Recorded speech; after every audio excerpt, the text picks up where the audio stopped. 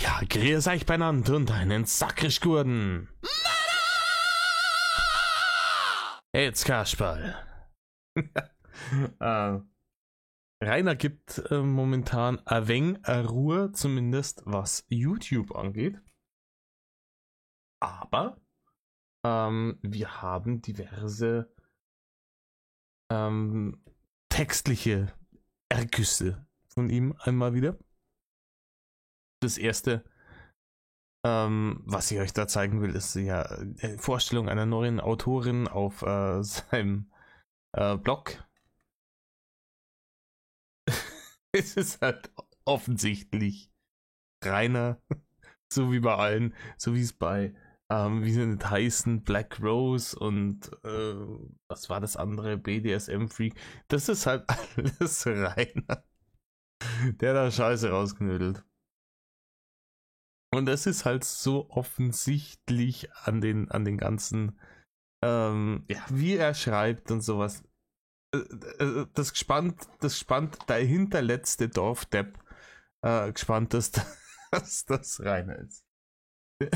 Ich zitiere. Vorstellung der Autorin Loki Girl. Hallo, ihr geilen Schwänze und Muschis vom Drachenlord Pornoblog. Ach, schön. Ich bin das neueste Mitglied, ja. Das neueste Mitglied ist ein sehr kleines Glied in einem sehr dicken Körper, weil du natürlich Rainer bist. Ihr könnt mich Loki Girl oder auch Sylvie nennen. Wen ihr wollt, da haben wir schon den ersten Ding. Das ist das Rainersche Wenn mit einem N. Ich bin 38 Jahre jung und komme Dresden in Deutschland.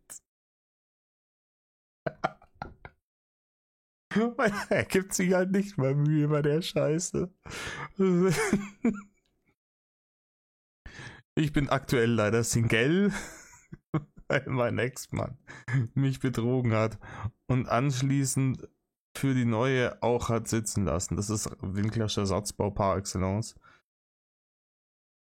Dazu möchte ich einmal kurz was erklären. Ja, erklär mal. Loki Girl, Alter. Also, wir waren 5 Jahre zusammen. Erstens Jahre klein. Also dieses Also ist auch typisch Rainer. Ich wollte sogar ein Kind von ihm, aber daraus wurde leider nichts. Ach, schade, Rainer. Schade, dass dein Ex-Mann dir kein Kind machen wollte. Wie schon erwähnt, hat er mich verarscht und verlassen. Leider hat das irgendwann nicht mehr sexuell zwischen uns funktioniert. Aber damit ich nicht leer ausgehe, möchte ich mich zum Beispiel klein übers Schreiben ausleben. Lese ich da Sexschreiben heraus? Daher habe ich Drache gefragt. Das hat noch nie, hat ihn niemand unironisch Drache genannt. Außer er selbst. Da hat er sich schon wieder verraten, ob ich hier an Bord sein kann. Oh. Ich bin so froh, dass ich nicht, dass ich nie monetarisiere. Deswegen habe ich eine bessere Möglichkeit, dass das hier nicht geahndet wird. Eine Sekunde. Ihr kennt es, ihr wisst es, ihr liebt es. Bord? Ach, das gibt's nicht, Bord. Mami, kauf mir mein Namensschild. Nein, komm mit, Bord. Reden Sie mit mir? Nein, mein Sohn heißt ebenfalls Bord. Das ist immer... Das gibt's nicht, Bord. Sorry. Das war das Erste, was mir eingefallen ist, ob ich hier an Bord sein darf. Meinst du, was gibt's nicht, Bord? Aber ich komme mit meinem Namensschild. Sorry, ich feiere mich gerade ein bisschen hart.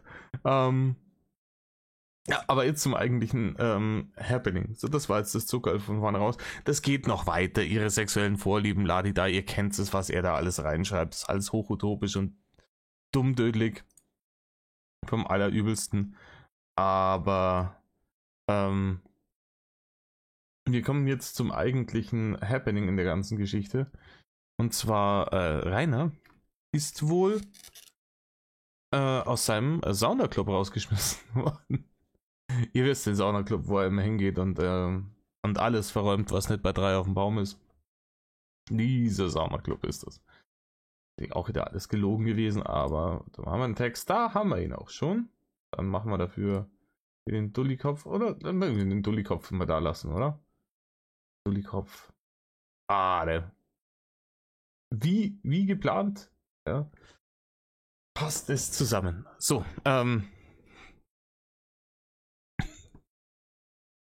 ich zitiere. Dramatisches Erlebnis. Hallo zusammen.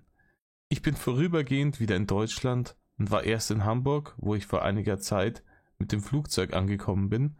Dann bin ich Richtung Bayern, um mal einige Sachen wegen Führerschein und Ähnlichem zu klären. Spannend, weil das einfach. Er fährt diese Schiene aber auch weiter. Der meint, wir sind so brunzbieselblöd, dass es ist nachgewiesen, dass das Bild gefaked war. Jeder weiß, wo er ist, dass er nicht auf Madeira war. Es ist vollkommen utopisch. Und vor allem, warum fliegt er dann nach Hamburg? Warum? Es muss doch ein Flughafen in Deutschland geben, wo man von Madeira aus landen kann, der näher am Nürnberg ist wie Hamburg. Weiß man nicht. Einige Sachen wegen Führerschein und Ähnlichem zu klären. Okay, weiter im Text. Dabei dachte ich dann, vergangenen Freitag, dass ich doch mal super wieder in meine Lieblingssauna kommen könnte. Blinklöscher Satzbau. Gesagt, getan. Etwa um 23 Uhr am Freitag, den 24. bin ich also in die Sauna. Ich habe lange überlegt, wie ich das Ganze hier und ob ich es überhaupt schreiben soll. Es handelt sich dabei um eine Sexsauna, das Achilleus. Weiß, dass der da drin häufiger irgendwie unterwegs gewesen sein soll, laut seiner eigenen Aussage, aber es sind da, wo die utopischen Geschichten nicht passiert sind.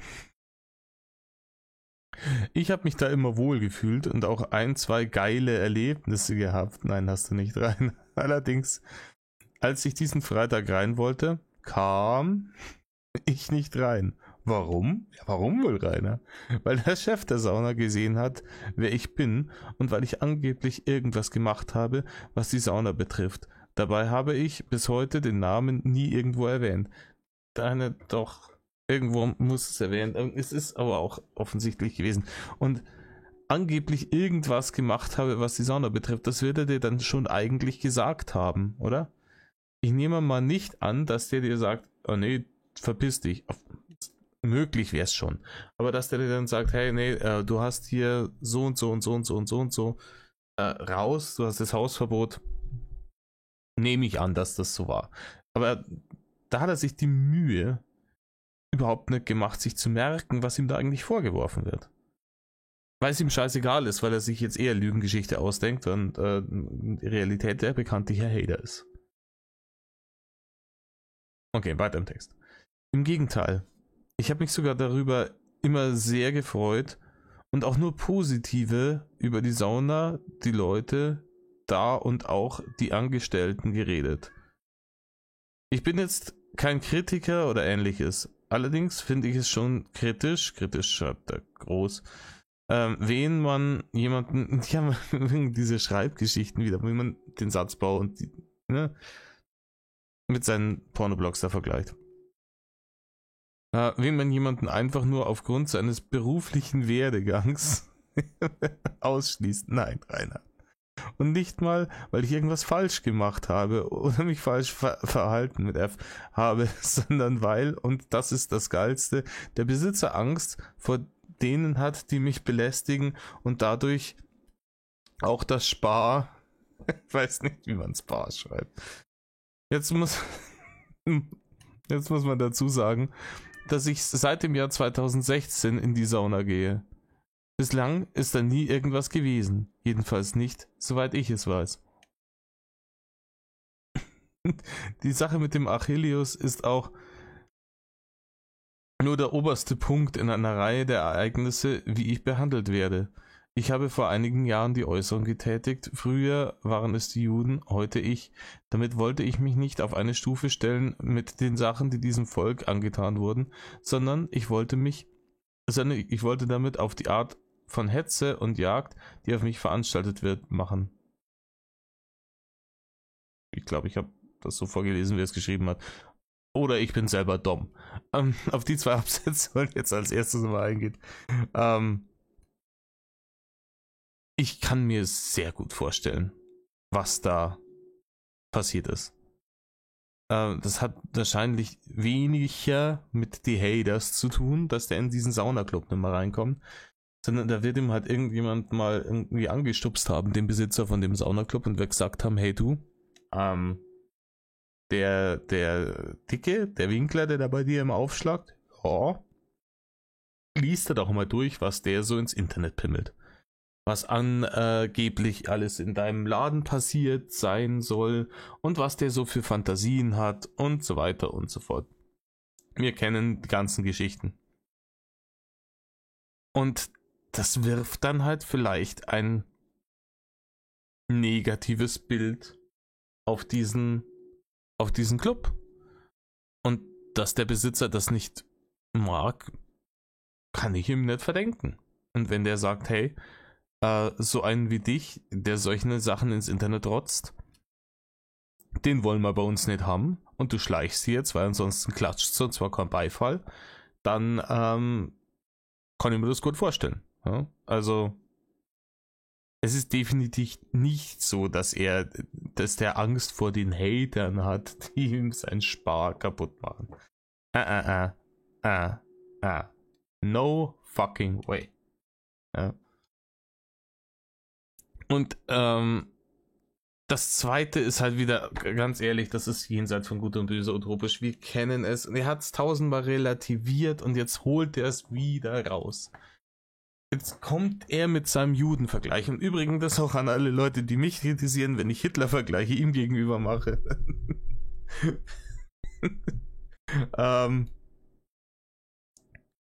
Wie weltfremd muss ich sein, dass ich ein Schicksal in Anführungsstrichen eines Rainer Winkler mit dem vergleiche, was den Juden im Dritten Reich passiert ist. Vor allem, er schreibt, damit wollte ich mich nicht auf eine Stufe stellen mit den Sachen, die diesem Volk angetan wurden, und dann aber damit auf die Art und Herze jagt, bla bla bla. Zusammengefasst, ich wollte mich da überhaupt nicht damit vergleichen, aber schon gleich. Kannst du nicht ausdenken. Okay, weiter im Text. Ich bin aus meinem Haus jetzt vor fast genau 4 Monaten ausgezogen. Seither wurde ich durch ganz Deutschland gejagt. Nee, wurdest du nicht. Du bist durch ganz Deutschland gefahren mit einem sehr großen und auffälligen Auto. Übrigens habt ihr die Werbung gesehen. Gönnt euch das. Da haben sicher auch schon Leute Reactions dazu gemacht. Müssen wir mal schauen. Einer der regierenden Ranger-Werbung hat Rainer auf die Schippe genommen. Großes Kino. Also er wurde nicht durch ganz Deutschland gejagt. Die Regierung unternimmt nichts gegen diese Leute. Stellt mir nicht mal eine Wohnung, obwohl ich das Recht darauf habe. Rainer, mach die Augen zu, dann siehst du, wozu du ein Recht hast. Er ist tatsächlich der Meinung, dass die Regierung verpflichtet ist, ihm eine Wohnung zu stellen. Ja, wie viele Zimmer hätten's denn gern, Herr Lord? Mit Pool, natürlich mit Pool. Privatsauna, weil in die andere darf er ja nimmer, nein.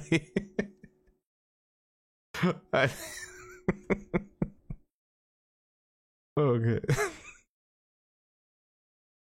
Eine normale Wohnung, die ich mir locker leisten kann, bekomme ich auch nicht.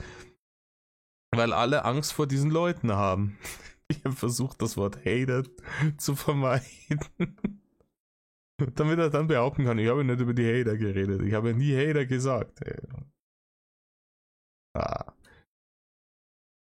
Dann greifen sie sämtliche Hotels an, in denen ich einchecke. Das ist die alte Leier, Klassiker auf der Platte. Ich habe bereits in fast allen Hotelketten Deutschlands Hausverbot. Ich hoffe, dass du in den restlichen auch noch Hausverbot kriegst, Rainer. Obwohl ich nie etwas getan habe, was das rechtfertigt. Dann kommt dazu, dass meine ehemalige Verlobte total niedergemacht und vollkommen geleakt wurde. Rainer, du hast die vor die Kamera gezogen. Bei jeder sich bietenden Gelegenheit. Du hast das getan und du hast das getan, nachdem du selber in einer Verhandlung warst, in der zwar nicht dir gegenüber, aber den Hatern gegenüber gesagt wurde, ja, wer sich hier aufs Drachengame einlässt, der muss mit den Konsequenzen rechnen. Und dann zerrst du die vor die Kamera und da zählt das natürlich nicht. Ja, die muss ja genauso mit den Konsequenzen rechnen. Und noch dazu, seitdem ihr nicht mehr zusammen seid, interessiert sich doch auch für die kein Mensch mehr. Ist doch alles gut. Und ganz zu schweigen davon, dass ich nie geglaubt habe, dass die Frau jemals vorgehabt hat, den zu heiraten, weil ich meine, sind wir mal ganz ehrlich und lass mir die Kirche im Dorf. Nein.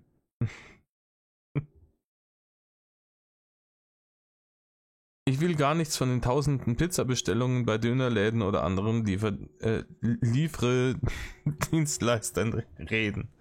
Ja, mach auch besser nicht. Du übertreibst dann auch jedes Mal wieder Tausende. Ist das die Realität? Ja, Rainer, das ist die Realität. Rainer, Realität, Rainer. Ich wollte dich schon lange mal vorstellen. Komisch, dass ihr euch bisher immer verpasst habt. Ich meine, die Politik unternimmt nichts dagegen. Dabei ist das längst ein Problem, das das ganze Land angehen sollte. Das ganze Land. Wir haben 8% Inflation. Und er meint, seine Toni-Situation ist das größte Problem, was das ganze Land angehen sollte. Dazu die Diskriminierung rund menschenverachtender Art, wie ich behandelt werde.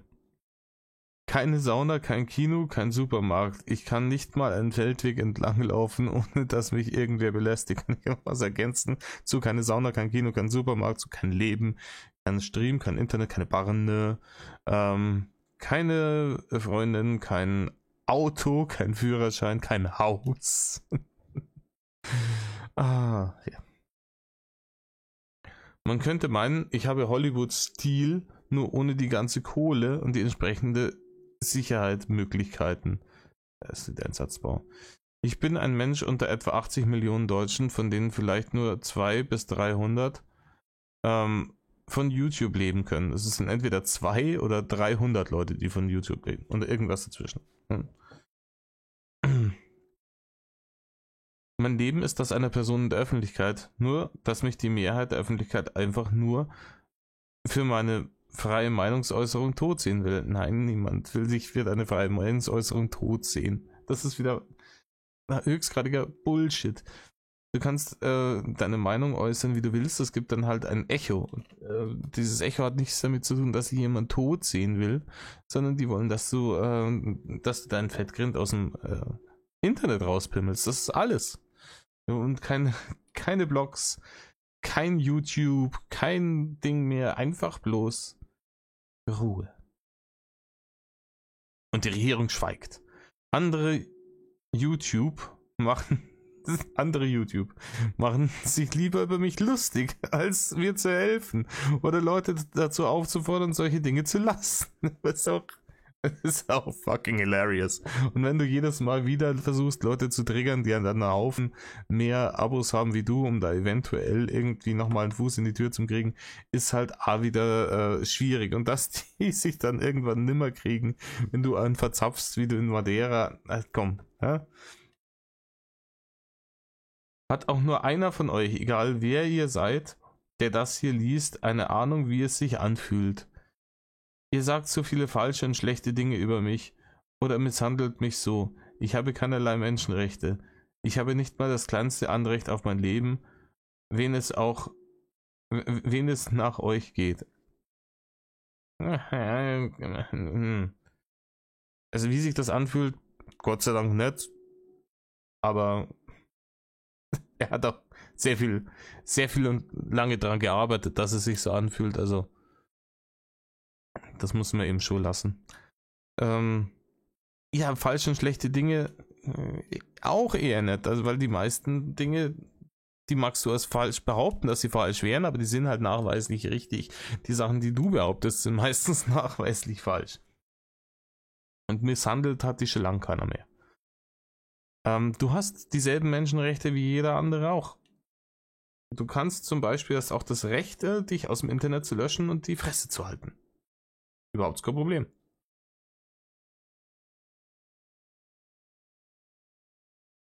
Und auch auf dein Leben hast du jedes Recht. Nur halt vielleicht irgendwie. Wäre schöner, wenn es nicht auf YouTube wäre.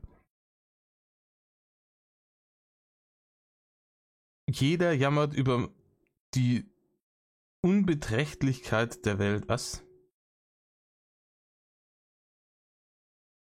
Lese ich das? Ich muss mal kurz Pause machen. Habe ich das jetzt richtig gelesen? Wow. Das Wort gibt's wirklich. Wo er das wieder gelesen hat. Aber wen einer, egal wie viel Mist, Scheiße und Leid er ertragen muss, weitermacht, wird er immer weiter niedergemacht. Ihr seid alle Assi. Den Assi bedeutet asozial. Das ist richtig, Rainer. Da sind wir wieder dabei. Das ist wieder schön banal. Hat Anal gesagt. Und genau das ist das Verhalten, was mir fast 9/10 aller Menschen mir entgegenbringen. Ich glaube nicht an Reinkarnation, aber wen hoffe ich, dass ihr unterm ihr irgendwann so leiden müsst, wie ich unter euch allen. Nur, dass ihr die 10-fachen Qualen habt. Alle sagen, es wird irgendwann besser. Ja, wann denn? Ich lebe seit über 25 Jahren in Schmerz, Hass und Angst. Aber meine Sorgen interessiert niemanden. Ja, ist richtig, Rainer. Es interessiert sich kein Mensch für deine Sorgen. Für die Sorgen von einem Dorfdeppen aus interessiert sich ja keiner. Von der Familie verstoßen und immer klein gehalten, von meinen Mitschülern gehatet und gemobbt, beruflich es nie weit gebracht, bis ich YouTube geschäft habe. Und dann sowas. Ich verdiene so viel Geld, dass ich ein geiles Leben haben könnte. Ein Leben, das ich nie wollte, aber auch verdient habe, was du verdient hast. Wie gesagt, Augen zu machen. Weil ich nur Schmerz und Leid ertrage. Ich wünsche mir nur ein normales Leben mit so viel Geld, dass ich mir darum keine Sorgen machen muss und nicht eher als ich brauche. Ich nehme an, das sollte mehr heißen. Ein Leben, dass ich mit meinem Verdienst leben könnte, aber nicht mal das ist mir vergönnt. Ja, ihr Metal-Leute, ist ja alles gesagt. Er ist immer gehasst und gehatet worden und alle böse und er hat es ja eigentlich verdient. Und ja, der unausweichliche, alljährliche Judenvergleich. Naja, ich glaube jetzt auch schon wieder seit 24 Minuten. Entsprechend sagen wir, tut nichts, was einer tut und Metal auf